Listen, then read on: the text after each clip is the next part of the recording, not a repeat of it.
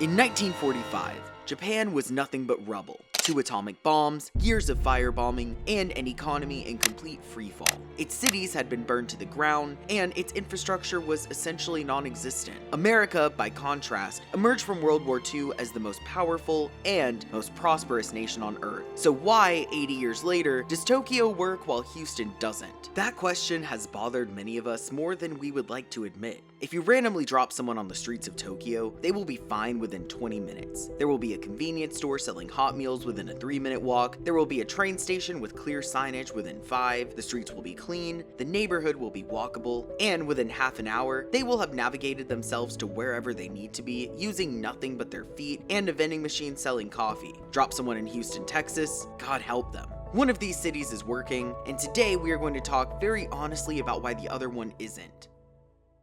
Every broken thing you see today in America can be attributed to a lot of things, but there is something that happened in the 1950s. A decision that seemed visionary at the time and now looks like one of the most catastrophic acts of urban self-destruction in modern history. America decided to build its cities around the car. We organized the physical architecture of urban life around the assumption that everyone would drive everywhere, always, and that everything else, the pedestrian, the cyclist, the child walking to school, the elderly person without a license, could figure it out. The Federal Aid Highway Act of 1956 poured billions into an interstate system that was supposed to connect cities, but ran straight through them instead. Urban planners looked at dense, walkable, thriving neighborhoods, the kind that had existed in American cities for a century, and saw obstacles. They saw blight. They called it urban renewal, which is the most dishonest phrase in the history of American governance after Iraq has weapons of mass destruction. Because what it actually meant was, we are going to destroy your neighborhood to build a highway through it,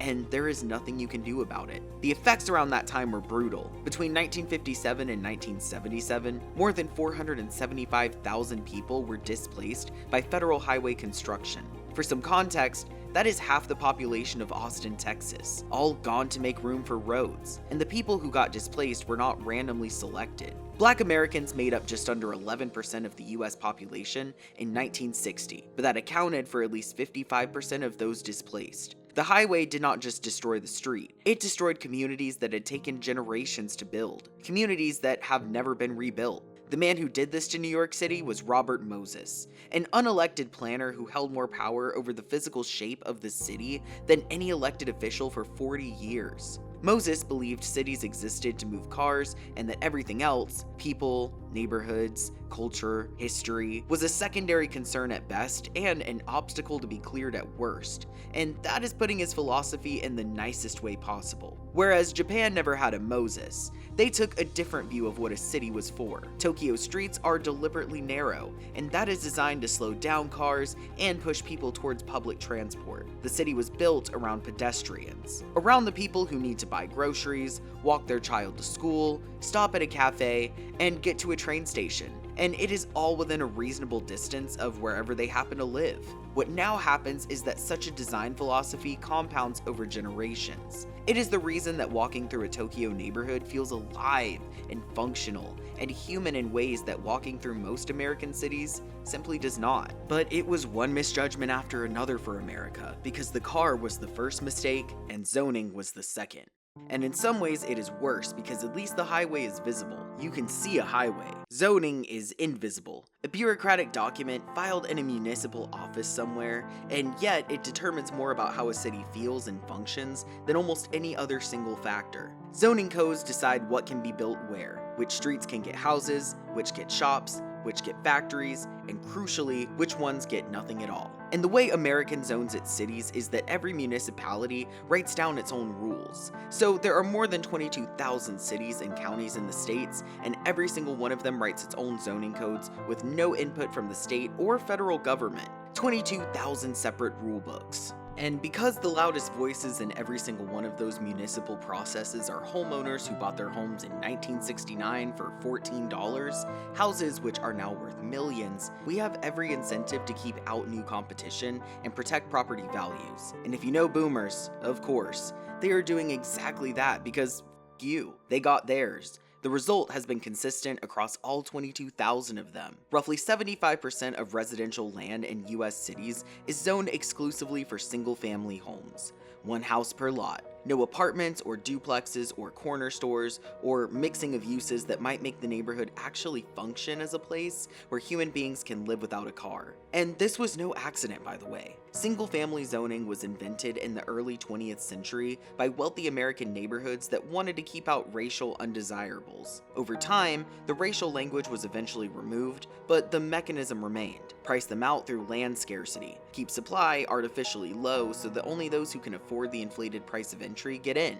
The city of New York alone has more than double the number of landmark buildings than the entire country of Japan. Not to forget, American cities do not approve nearly as many housing units for our ever-growing populations.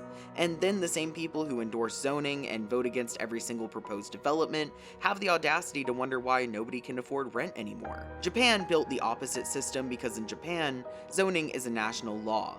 The Diet in Tokyo can, by majority vote, overhaul the zoning rules for the entire country of 126 million people in one legislative session. That means zoning serves everybody in the country instead of just the local NIMBYs in each neighborhood. And instead of specifying what you are allowed to build, Japanese zoning specifies the maximum level of nuisance permitted in each zone. So everything below that threshold is allowed, which means housing can be built in a commercial zone, a cafe can open on a residential street, and a school can sit next to an apartment block.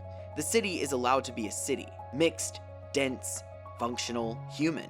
Something else worth noting is that since 2000, housing prices in Tokyo have remained constant, while their equivalents in New York and San Francisco have more than doubled in the same time frame. You can't help but be more impressed with the way Japan handled things, because when you consider Tokyo, for example, is massive when it comes to the sheer landmass, covering roughly 5,200 square miles, and at the same time, it is one of the most populated cities in the world, housing over 37 million people. That big population means that land is still scarce. Western math always interprets scarcity as an avenue to make things more expensive, but that's not the case here.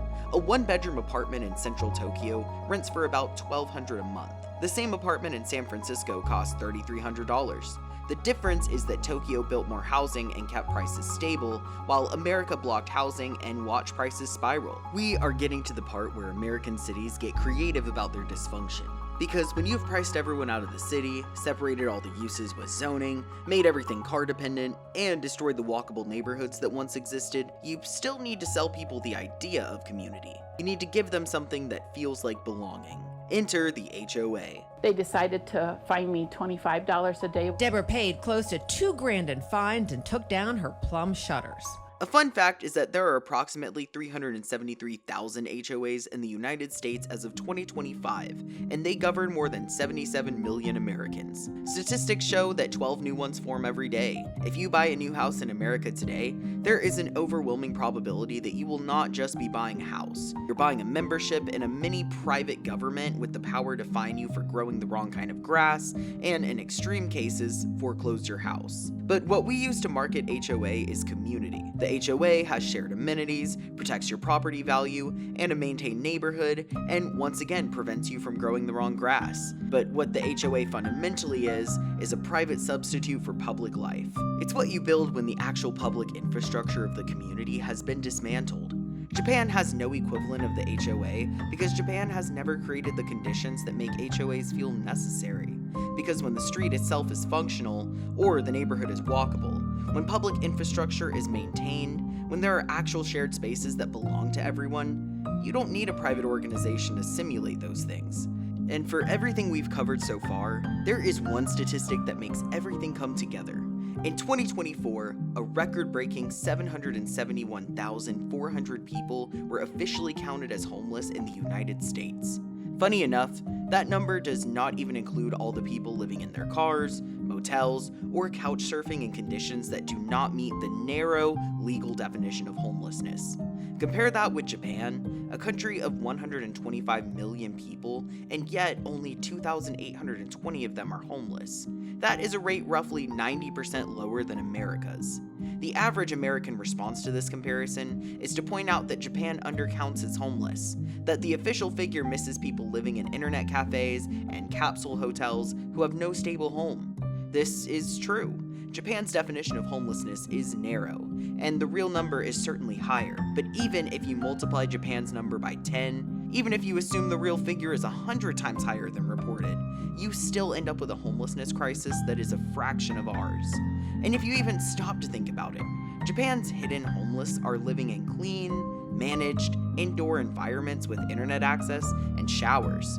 America's hidden homeless are sleeping on the street. The reason is not complicated when you follow the chain of events we've been drawing on from the beginning. America has a housing shortage engineered by 50 years of exclusionary zoning. A housing shortage means high rents. High rents mean that anyone who loses a job, faces a medical crisis, goes through a divorce, or experiences any of the ordinary catastrophic interruptions that happen in a human life has no financial cushion and nowhere affordable to land. But let's say someone in Japan goes through the same sequence of events. There is still something called Seikatsu Hogo. It is a Japanese welfare system that does not make people prove they deserve help for 18 months while they deteriorate on the street. It moves quickly, covers rent directly, and treats housing as a prerequisite for everything else. But America also has a welfare system, so what's the big deal? Well, we run ours on the assumption that people are gaming the system, so they need to prove that they are truly desperate before help arrives. Japan's system is built on the assumption that if someone needs help, the fastest way to stop the problem from getting worse is to help them immediately. The problem is that by the time someone is truly desperate by America's definition, they are also significantly harder and significantly more expensive to help. There is a concept in urban sociology called the third place. Your first place is your home. Your second place is work. Your third place is everything else. The pub, the cafe, the park, the library, the barbershop, the community center, the street corner where people just happen to be. Sociologist Ray Oldenburg, who coined the term, argued that the decline of third places has contributed directly to the erosion of community, civility, and increased isolation in American society. You can see the evidence in the state of these two countries. Our third places are disappearing. In recent times, the loneliness rate has been at a new high. And we can chip in that thing of when a city is designed mostly for cars, every interaction becomes scheduled. You drive to work, drive back home, drive to the supermarket, and suddenly the only living thing you casually interact with all week is your GPS voice begging you to take the next exit. Most Americans have reported being socially isolated, and in many American neighborhoods today, you can live for years without truly knowing your neighbors. You can leave your house through a garage, sit alone in traffic, enter buildings through parking lots, then come back home the exact same way. Entire days can pass without a single spontaneous human interaction, and this is a virus that kills the individual slowly. Japan never lost its third space because it looked the other way when we were busy building the urban forms that destroyed such places. The Japanese kisaden, the traditional neighborhood cafe, creates intimate intergenerational connections in ways that have no American equivalent. The best America can offer is tourist attractions, but those can never fill the void that ordinary social infrastructure is supposed to occupy in people's daily lives. The accidental conversation with a neighbor, the familiar face behind the counter, the shared space that belongs to everyone, is the raw material from which community is made. It cannot be manufactured, nor can it be delivered by an app.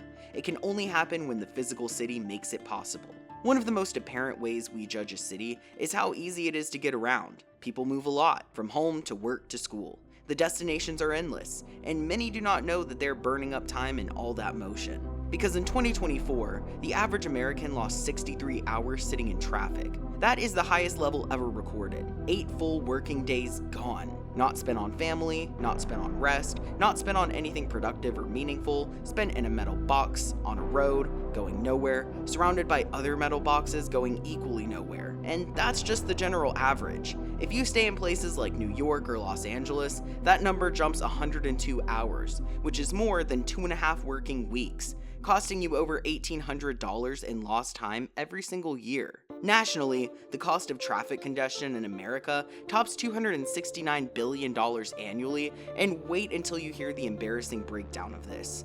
The more highways America built, the more people drove. The more people drove, the more congested the highways became. The more congested the highways became, the more America built new ones. And the cycle has been running without interruption for 70 years, producing a country where we spent over $249 billion on highways and roads in 2023 alone, and we are still losing $269 billion a year to the congestion those highways were supposed to prevent. We have been running this experiment for 70 years. The result is a public road network spanning more than 4.2 million miles and more than 620,000 bridges. And cities where getting from one end to another takes longer today than it did in 1980 in many places. More roads, more cars, more time lost, more money spent, less mobility, less freedom. The entire thing is sickening. Japan chose trains as their major means of transportation. The Tokaido Shinkansen runs between Tokyo and Osaka. It is approximately 320 miles. In fiscal 2016, around 130,000 services ran on the line,